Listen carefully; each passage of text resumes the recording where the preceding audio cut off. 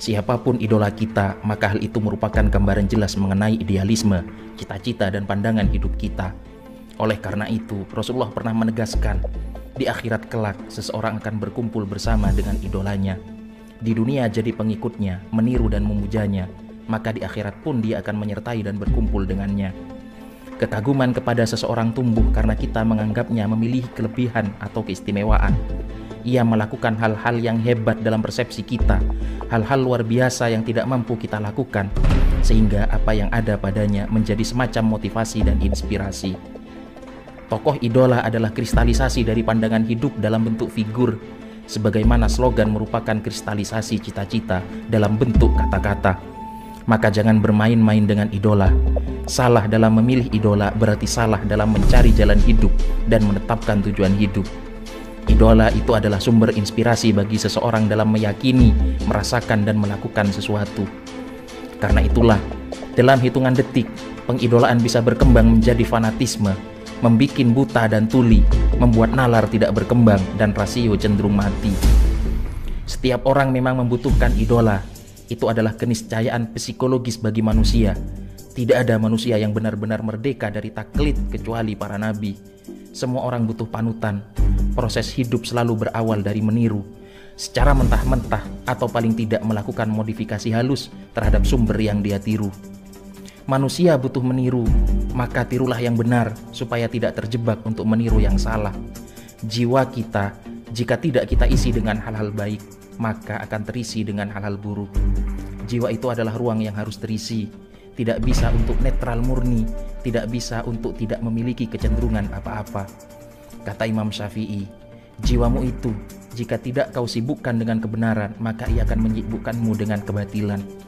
Hati-hatilah dalam memilih idola, tapi lebih berhati-hatilah ketika menjadi idola. Menjadi panutan berarti sedang menjadi amal jariah. Bisa pahala jariah, bisa dosa jariah. Kalau pahala jariah betapa beruntungnya, tapi kalau dosa jariah betapa celakanya. Dosa jariah salah satu dosa yang paling sulit untuk ditobati. Maka beruntung orang yang mati dan dosanya juga ikut mati.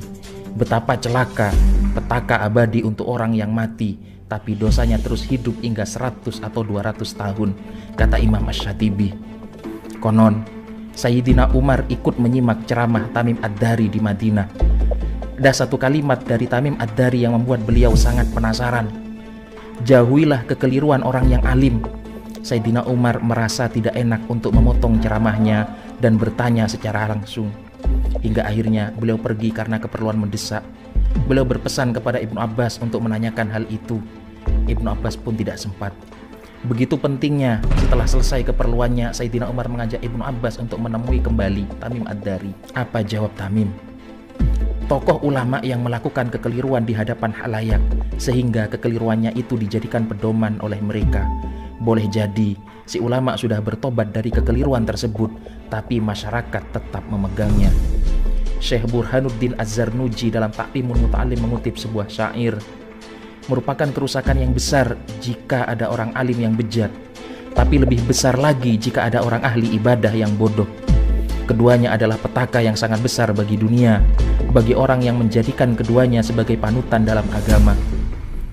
Dua figur pemuka agama yang paling berbahaya untuk dijadikan idola adalah orang berilmu tapi bejat dan orang ahli ibadah tapi bodoh atau sesat.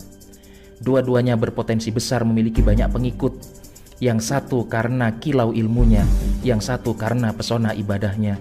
Keduanya berpotensi menyesatkan pengikutnya. Yang satu menyesatkan pengikutnya dengan perilaku yang salah, yang satu menyesatkan pengikutnya dengan faham keagamaan yang salah. Yang lebih berbahaya dari itu adalah tokoh idola sekuler di panggung politik dan tokoh idola hedonis di panggung hiburan. Rata-rata tokoh politik berhaluan sekuler, rata-rata pelaku dunia hiburan berperilaku hedonis, khususnya di dunia entertain dan di dunia olahraga. Mereka memiliki pengaruh yang sangat kuat, cepat, dan luas dalam memasarkan perilaku, budaya, dan pandangan hidup yang sangat jauh dari tuntunan agama.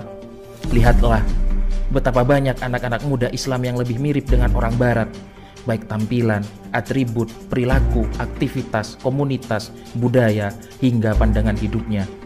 Salah satu faktor besarnya adalah pengaruh dari dunia hiburan yang banyak mencontohkan budaya pergaulan bebas dan cara hidup hedonis. Lihatlah betapa banyak umat Islam yang berpandangan liberal dan bersikap alergi terhadap gerakan-gerakan keislaman, khususnya di kancah politik. Semua itu tidak bisa dipisahkan dari pengaruh figur-figur politik yang cenderung alergi terhadap syiar agama dalam politik.